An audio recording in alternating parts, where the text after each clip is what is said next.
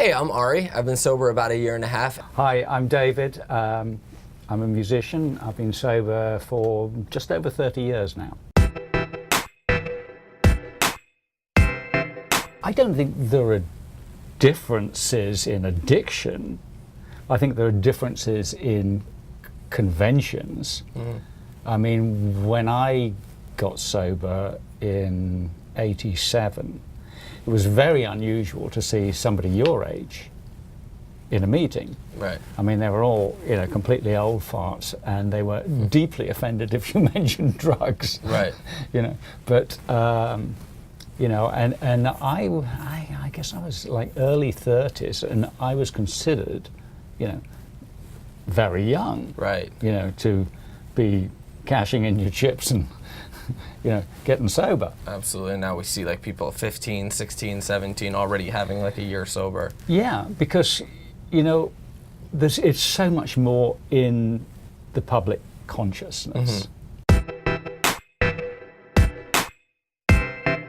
I think I would have gotten here earlier if I'd known more about recovery, because there was I can think of it like some time in my 20s when everything was kind of a big mess, and I think it would have got my attention had I have known that there was a solution. Right, and it was somewhat frowned upon a little bit to a degree, right? Because now, I hear from back in the day that it was like, oh, I was an alcoholic and I admitted it, and they're like, oh, he's an alcoholic, and now it's like, I'm an alcoholic and I'm sober, and it's like, good job, like that's amazing, good for you, right? Yeah, I was deeply offended when a friend of mine, got so. I mean, not that it happened very often, but I remember one guy that I used to drink and use with, another musician, and he went into rehab, which was I'd never even heard of, and he came out and he didn't want to drink for a while. We socially ostracized him until he came to his senses and started drinking. Right. Was it like a little bit of jealousy, or was it more just like, oh, well, we have nothing to do with you anymore? It's like we drink and you don't, so. I don't think we would have thought of it like that back then, but yeah, I think, when somebody else around you gets sober, it makes you look at your own stuff. Yeah, absolutely. And that's not necessarily very comfortable. Right. Yeah. So no, I used to really look down on it, but I used to get, I don't know if the word's offended, but I think to like more or less to a degree I would be offended. Like someone would come to me and they're like, oh, I'm not doing that anymore. I'm like, why? What's wrong with that? And they're like, well, look at you, and they're trying to point out all my flaws, which I'm like aware of on a subconscious level, but I don't want to get to that conscious level. Well, I think for me, it was a betrayal of the rock and roll lifestyle, Yeah. Live fast, die young, all that stuff, and so, I was offended by it because I thought that, I thought that it couldn't be cool. It had to be sanctimonious claptrap. It had to be like little baby Jesus stuff. Right. And I knew that was going to piss me off, because I was this rock and roll guy. I got sober up in Northern California, which is, where in those days it was even different from how it is now. But when I came down to Los Angeles, this recovery in West Hollywood and the West Side, is, just a different beast. Yeah, absolutely. I mean, it's the same program, but it's kind of the mecca of recovery in a way. Right. No, 100%. I mean, I've tried getting sober in other states and other cities, and it just never. It never was the same. The community is just so large. Typically, if you're an addict of the kind that I am, you've got to get your butt kicked pretty comprehensively before it ever gets your attention. Right. And then once you have had once you've been given the gift of desperation, that sense of hitting that bottom. Yeah. Yeah. Yeah. Then you'll get sober, in a bomb shelter on the moon. When you're new, you need to find that there's cool on the other side of sober. And fun. you know, and I think when I first came in, and I think for a lot of people when they first come in, you know, they think, you know, I'm going to sit here in God's waiting room, waiting for my number to come up, you know, and I'm never going to have fun again, and I'm never going to have another nice thing, you know, which is kind of the opposite of what my experience has been, you know, is like I've had a lot of fun in recovery, you know, and I was present for it in a way that I wouldn't have been. You know, I mean, a lot of the guys I played with in the 70s are all dead now. Yeah. You know. My using was primarily based around not wanting to experience myself, right? So whatever I could do to kind of get out of myself. And I think the most beneficial thing that I found now was, like you were saying, having fun and continuing to kind of do the same things, but in a safer way. We don't know when we're out there ripping and running. We don't know what we're actually running from. Right. We have to slow down enough and get get sober enough to sober cut enough all that out and figure out. To figure it out, you know. Yeah. I mean, we see the pieces moving around the board. We see the sad, stupid, dumb things we do when we're loaded, but we don't see the magnets under the table that are moving. We don't see what's making us do those. You know?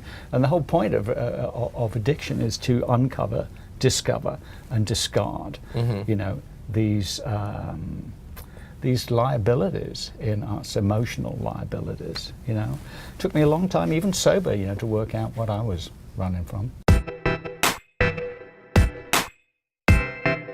Me always thinking that something was someone else's fault. So, you know, I was going through a while where I thought everything was working out and something would go wrong. I lost my fiance because I couldn't stop drinking. I couldn't stop taking pills. And she couldn't be around that anymore, because it was always a different Ari. It was never the same person. So I'm losing my family. You know, they want nothing to do with me. I'm losing my friends. They want nothing to do with me. My fiance wants nothing to do with me. And all of a sudden, I'm sitting on my couch watching TV, and I'm alone. Well, how did I get here? How did I get so alone? So it took me a while of being sober to realize that these problems were me. You know, alcohol and drugs was my solution to this problem. They weren't my problem. They were my solution. I was the problem. So without doing this continuous work on myself, I'm just going to be that person. Sober or not sober.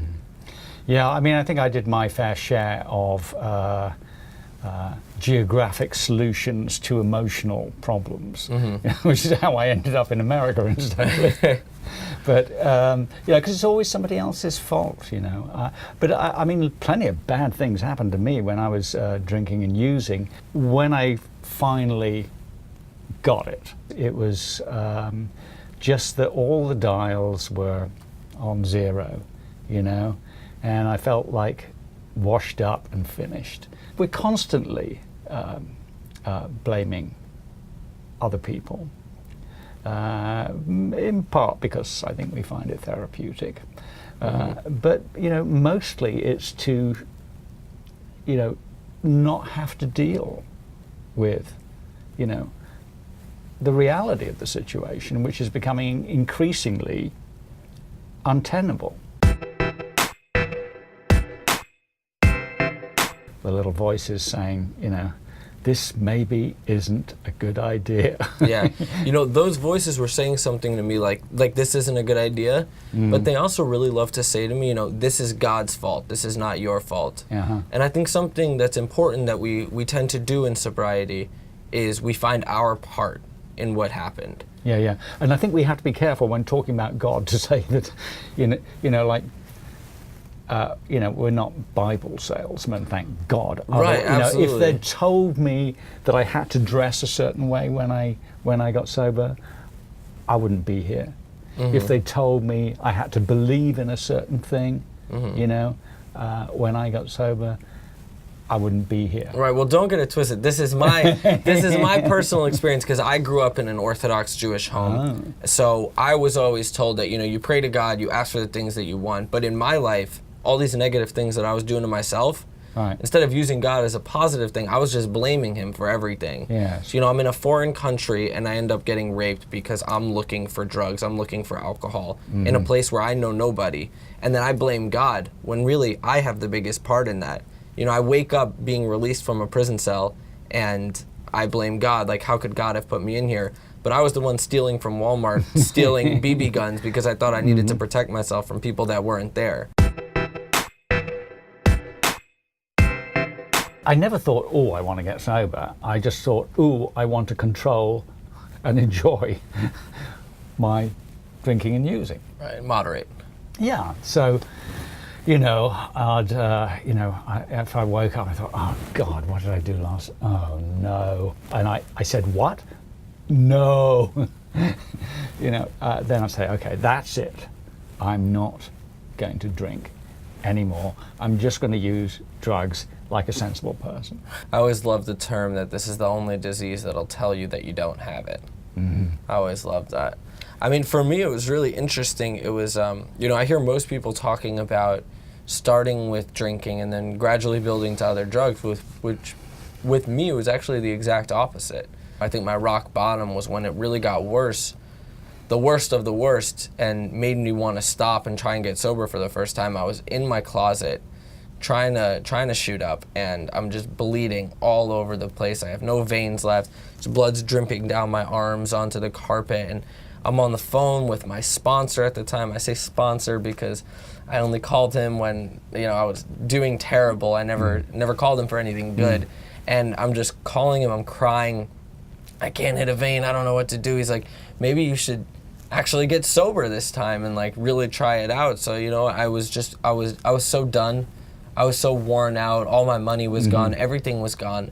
And I gave it that shot, and I flew out to Florida to try and go to rehab. And it's so sad to say I just wasn't ready yet. And I hear it so often, it's like, I don't think I'm ready yet. And I feel for those people when they say it. Because if you're not ready yet, there's nothing that anyone can do for you. You have to be ready. That's the greatest distress, you know, is getting to that point where, you know, you say, fuck it, and surrender.